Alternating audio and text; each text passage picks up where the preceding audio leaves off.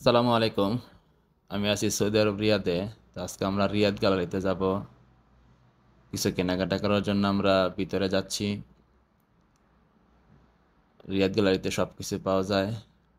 এখানে ভিডিও করা নিষেধ, তারপরও আমি চেষ্টা করতেছি যতটুকু সম্ভব ভিডিও করার। তো চলুন আমরা ভিতরে গিয়ে দেখি। এ হচ্ছে মার্কেট, এখানে সব কিছুই পাওয়া যায়। হচ্ছে সালমান কিছু বলতেছে। এখন আমরা আনারস দেখতেছি, সব কিছু